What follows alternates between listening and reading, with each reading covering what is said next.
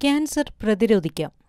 കഴിഞ്ഞ കുറേ വർഷങ്ങളായി ഇന്ത്യയിൽ, പ്രത്യേകിച്ച് കേരളത്തിൽ, ക്യാൻസർ രോഗികളുടെ എണ്ണം കൂടി വരുന്നതായി കണക്കുകൾ സൂചിപ്പിക്കുന്നു. 2015-ൽ 13,88,937 പേർക്ക് ഇന്ത്യയിൽ പുതുതായി ക്യാൻസർ ബാധിച്ചു. 2020-ൽ ഇത് 17,34,886 ആകുമെന്നാണ് പ്രതീക്ഷിക്കുന്നത്. കേരളത്തിലെ ലഭ്യമായ കണക്കുകൾ പ്രകാരം 2016-ൽ 66,443 പുതിയ ക്യാൻസർ രോഗികളെ കണ്ടെത്തി. 2021-ൽ പ്രതീക്ഷിക്കുന്നത് 82,250-ഉം അതിനു മുന്നോട്ടുള്ള വർഷങ്ങളിലും ഇതുപോലെയുള്ള വർധന ഉണ്ടാകുമെന്നാണ് സൂചന. കേരളത്തിൽ പുരുഷന്മാരിൽ ശ്വാസകോശാർബുദവും സ്ത്രീകളിൽ സ്തനാർബുദവും ഓരോ വർഷവും കൂടിവരുന്നത് ആശങ്ക ഉളവാക്കുന്നുണ്ട്.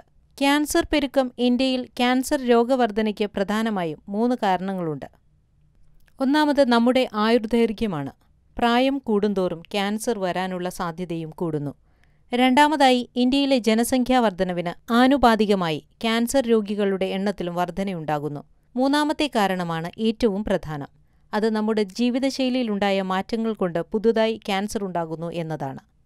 ആദ്യത്തെ 2 കാരണങ്ങളിലും നമ്മുടെ ഇടപെടൽ കൊണ്ട് കാര്യമായ വ്യത്യാസമുണ്ടാക്കുവാൻ കഴിയുകയില്ല. എന്നാൽ മനുഷ്യരുടെ ജീവിതശൈലിയിൽ ആരോഗ്യപരമായ മാറ്റങ്ങൾ ഉണ്ടാക്കാൻ കഴിഞ്ഞാൽ 20-30 വർഷങ്ങൾക്കപ്പുറം നമ്മുടെ നാട്ടിലെ ക്യാൻസർ രോഗികളുടെ എണ്ണം തീർച്ചയായിട്ടും കുറയ്ക്കാൻ കഴിയും. ഭയപ്പെടുത്താനല്ല കണക്കുകൾ പുറത്തുവിടുന്നത്, വെറുതെ ജനത്തെ പേടിപ്പിക്കാനുമല്ല. സമൂഹത്തിന്റെ ആരോഗ്യസ്ഥിതിയെപ്പറ്റിയുള്ള വ്യക്തമായ അറിവ്, ഭാവി പരിപാടികൾ സമയാസമയങ്ങളിൽ ആസൂത്രണം ചെയ്യുവാൻ സഹായകരമാണ്. വരാൻ പോകുന്ന വിപത്തിനെ കഴിയുന്നത്ര തടയണം. രോഗം പിടിപെട്ടാൽ അത് തുടക്കത്തിൽ തന്നെ തിരിച്ചറിയാനുള്ള പരിശോധനാ സൗകര്യങ്ങൾ സജ്ജമാക്കണം. രോഗബാധിതരായവർക്ക് ആവശ്യമായത്ര ചികിത്സാമാർഗങ്ങൾ ഉറപ്പാക്കണം. ഇതെല്ലാം ഭരണകർത്താക്കൾ അറിഞ്ഞു ചെയ്യേണ്ട കാര്യങ്ങളാണ്. എന്നാൽ ഇതെല്ലാം വേണ്ടവിധത്തിൽ നടപ്പാക്കുന്നതിൽ പല സർക്കാരുകളും പരാജയം തന്നെയാണ്. സമഗ്ര ചികിത്സാ സൗകര്യമുള്ള ക്യാൻസർ സെന്ററുകളാണ് ഇന്നത്തെ ആവശ്യം. അത്തരം സെന്ററുകളിൽ അസുഖം ആരംഭത്തിൽ കണ്ടുപിടിക്കാനുള്ള പരിശോധനാ സൗകര്യങ്ങൾ ഉണ്ടായിരിക്കണം. ക്യാൻസർ വന്ന ഭാഗങ്ങൾ ഓപ്പറേഷൻ ചെയ്ത് നീക്കുന്നതാണ് ഒരു ചികിത്സാരീതി.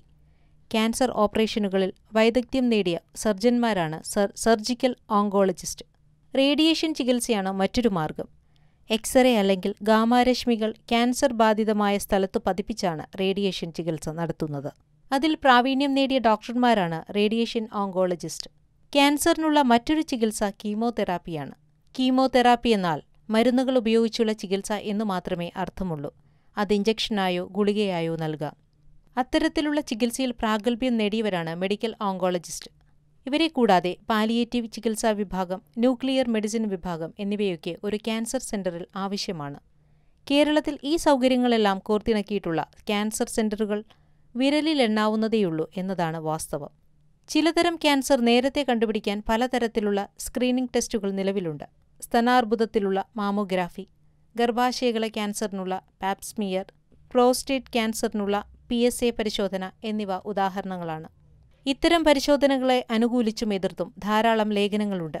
മറ്റു മാർഗങ്ങളുടെ അഭാവത്തിൽ ഈ പരിശോധനകൾ അവയുടെ കോട്ടങ്ങളെ പൂർണ്ണമായും മനസ്സിലാക്കി തുടർന്നു പോകുന്നതായിരിക്കും പ്രായോഗിക സമീപനം.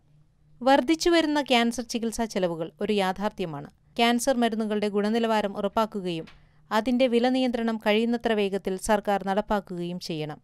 ഓപ്പറേഷനും റേഡിയേഷൻ ചികിത്സയ്ക്കും വേണ്ടുന്ന ഉപകരണങ്ങളെല്ലാം ജീവൻ രക്ഷാ ഉപകരണങ്ങളാക്കി അവയിന്മേലുള്ള ടാക്സും ഡ്യൂട്ടിയുമെല്ലാം ഇളവ് അനുവദിക്കുകയാണെങ്കിൽ ചികിത്സയുടെ ചെലവ് വളരെയധികം കുറയ്ക്കാൻ സാധിക്കും.